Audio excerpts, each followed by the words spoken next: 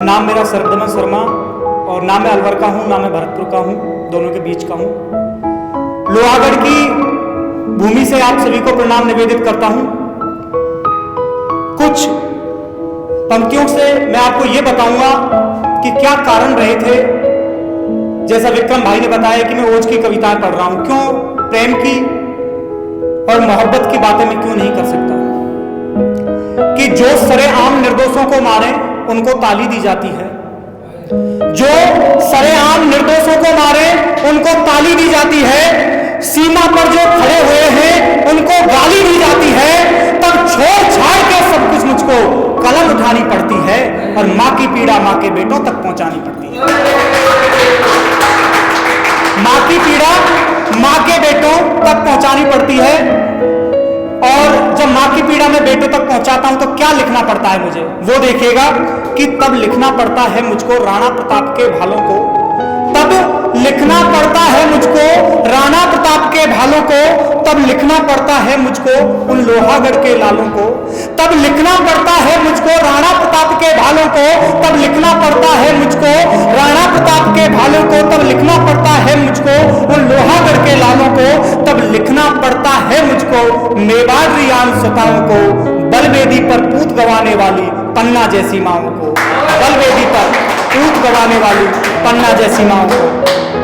और सुनिएगा साहब, और क्या कारण रहे। इस पंक्ति जो मैंने पूरी पंक्तियों को संजोया है, उसके अंत में एक प्रश्न आपसे पूछूंगा और जवाब आपकी तालियां मुझे देंगी। मैं शुरुआत करता हूं। जब शिक्षा के मंदिर में उन्माद सुनाई देते हो और हमारे नेता अवसाद कृषित दिखाई देते हो, चौराहे पर मां बेटी की इज्जत नोची जाती हो,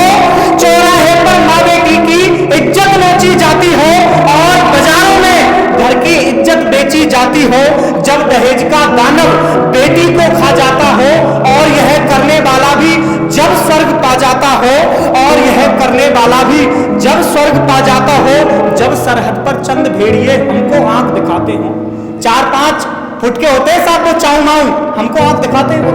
जब सरहद पर चंद भेड़िए हमको आंख दिखाते हो और हमारे सैनिक संधि की बेड़ी में बंध जाते हो, तो बताओ, तो बोलो, मां भारती की रीत लिखूं या सिंगार सुनाऊं मैं, आप ही तय कीजिए कैसे गीत प्रेम के गाऊं।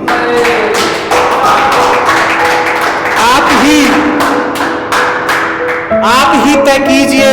कैसे गीत प्रेम के गाऊं मैं। और साहब एक कविता जो मेरी अब तक की सबसे प्रिय कविता रही है,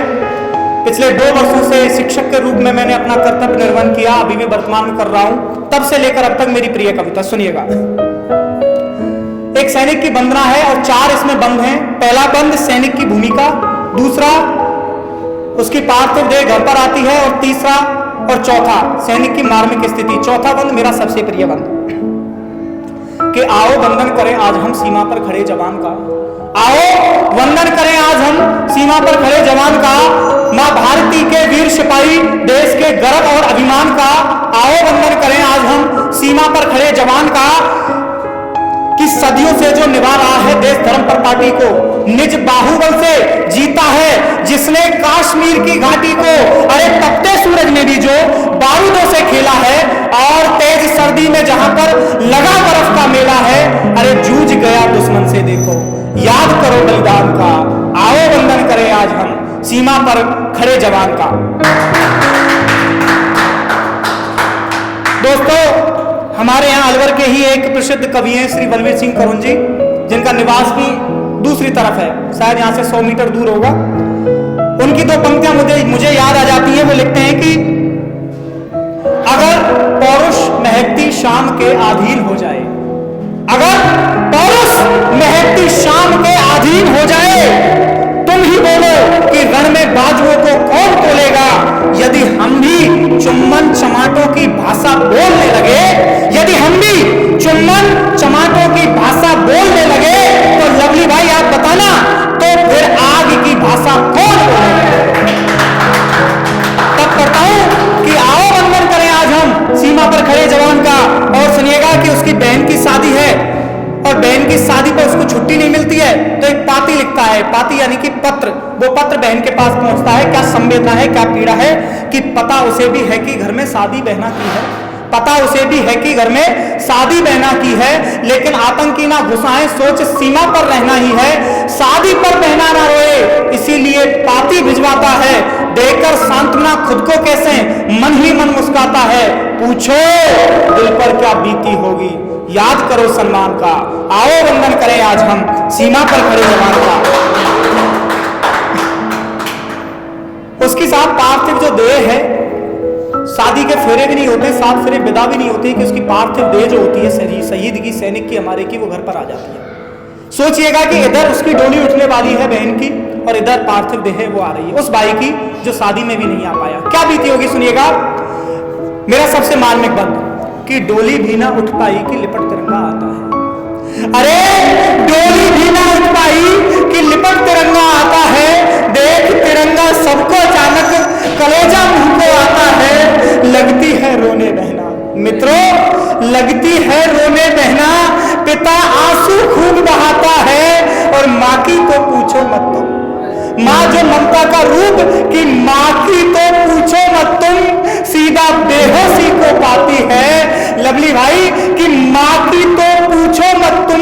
सीधा बेहोशी को पाती है, हालत पत्नी की क्या बतलाऊं जब चूड़ी फोड़ी जाती है, अरे वीर शहीद की एक शहादत पर याद करो परिवार के कुर्बान का, आओ वंदन करें आज हम सीमा पर खड़े जवान का, आओ वंदन करें आज सीमा पर खड़े जवान का। और साहब कविता का अंतिम बंद, अगर उस सैनिक के पास एक शक्ति होती कि वो स्वर्ग में जाने के बाद भी अपनी बात बता पाता कि मुझे अब क्या चाहिए वो मैं रखता हूं, अपनी माँ से सवाल करता है, अपनी बहन से सवाल करता है कि बहना डोली से उठकर क्यों बैठी, क्यों आंसू आज बहाते हो, अपनी बहन से कह रहा है कि बहना डोली से उठकर क्यों बैठी, क्यों आंसू आज बहाते हो, अरे ऐसी भी क्या हुई विपत्ति जो घमासान मचाते हो, अरे ऐसी भी क्या हुई विपत्ति जो घमासान मचाते हो, अरे करो प्रार्थना भगवान से परिवार इसी में आऊं मैं, माँ भारती की रक्षा कर ले फिर से सीमा पर जाऊं मैं, और अपनी माँ से कहता है कि माँ कोख तुम्हारी फिर मिल जाए, ये सर्वदमन हो हिंदुस्तान का, आओ वंदन करें आज हम सीमा पर। बहुत बहुत